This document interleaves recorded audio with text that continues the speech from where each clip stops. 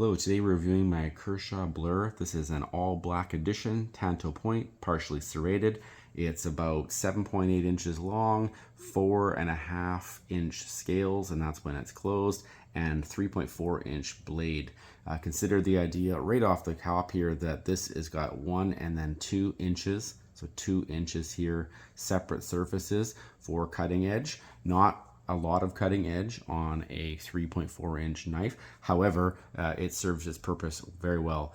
Partially serrated, as I mentioned. So this is a Sandvik 14C28N or 14C28N metal. By all means, I'm not a metal smith of any kind, a blacksmith, a metallurgist, whatever you want to call it. I'm none of those things. I'm not a metal nerd. I don't know all the differences between all the different types of metals, nor do I collect them. However, I do know this is a middle of the road steel that is very easy to sharpen and holds an edge pretty well for how it works. So that is good enough for me. The blade has a DLC coating on it. This is the DLC version, not the Cerakote, the more modern Cerakote version. And the reason I bring that up is because this is a 14-year-old knife. I've had this since December of 2010, and I felt like it deserved a review since it's such a high performer.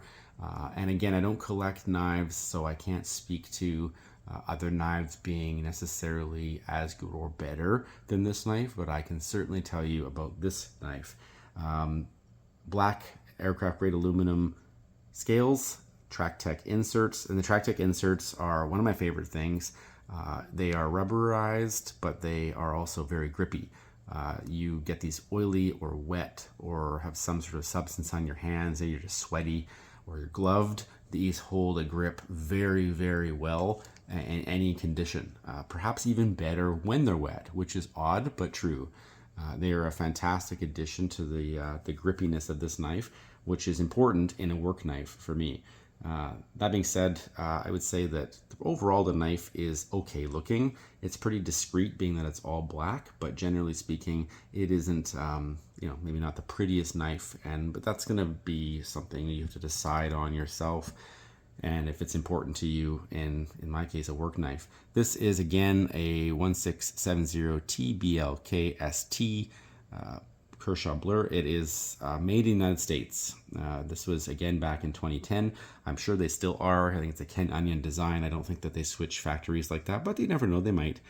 This is it's a beautiful knife. I really like it. Assisted opening. The elephant in the room, maybe for some.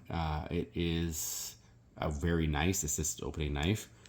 And for me, being that I'm using it as a work knife, it's important to me that I can access it quickly and reliably with gloves or without gloves.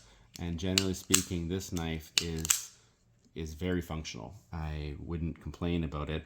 And I think for me, if you're opening a knife 20 times a day at work to cut boxes or ropes or any kind of knife activities, it is important that you have quick access. And if you develop arthritis or something like that, it's nice to have a little extra assistance. And some kind of assistance like that, where it's that reliable and that quick and easy and secure, I wouldn't stray away from it. If you're a sort of a knife enthusiast and that's against your way of doing things, then I guess don't buy this knife, or any Speedsafe knife for that matter. Liner lock, again, maybe a point of contention for some. It's, tried and true perhaps. This particular one, I think it's got a 50% overlap, which is plenty strong enough for my needs. I mean, if I was jamming this and trying to cut steel walls or try to cut bricks out or something like that, I might be a little nervous, but as far as my function, it is very good. A Duralock or an Axis lock or a steel crossbar, whatever you want to call it, I think would be nice too, but I'm certainly not out to upgrade this knife for that when the liner lock on this works so well. Durability has been fantastic. You can see it's got some chips in the coating, where it's exposed out of the pocket. The scales have pretty much gone to just straight aluminum, but overall it's holding up well. The blade, it's almost ridiculous, like they say diamond like, and it's not even cerakoted. So apparently they've improved this technology since this knife was made. But I mean, realistically, as much as that I've used this thousands and thousands of times, I've never, it seems to be, you know, if I were to oil this and clean it up, it'd probably be like new. For the most part, maybe not. It might pass as like a lightly worn, but it looks really nice considering, right? I certainly wouldn't complain about that. Overall, I would say the negatives of this knife are that for me, it's a work knife, but it isn't pretty. It's got some nice lines on the blade, yes. They tried some detailing here on the scales, but overall, the Trac inserts, the bulkiness of it, and the stubbiness of the tanto, I think overall make it not super pretty. But I think that also it is it's a functioning knife. It's functional over form a little bit. They tried their best to keep it looking still you know, like a nice looking knife, and I think they did a good job. But overall, it's not the prettiest knife you could buy, that's for sure.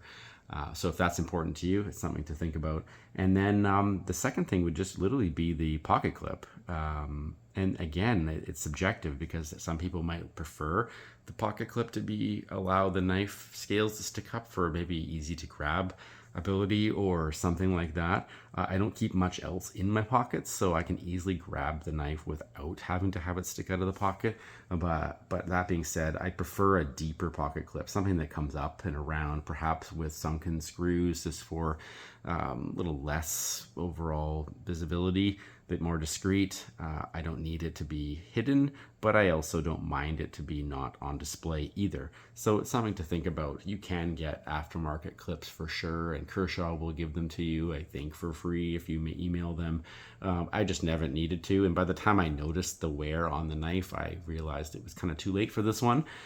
In future knives, I would definitely look at you know, upgrading the pocket clip right away for me, if it's something that's important to you. So again, 14-year-old knife, works as good as the day I bought it, maybe even better because it's broken in now, and it doesn't look as pretty. But as a work knife, I don't really care. I highly recommend the Kershaw Blur in whatever configuration is best for you as a knife to have in your either collection or just to start out with as a knife that could be everyday carry, can also be for work, and just about anything else.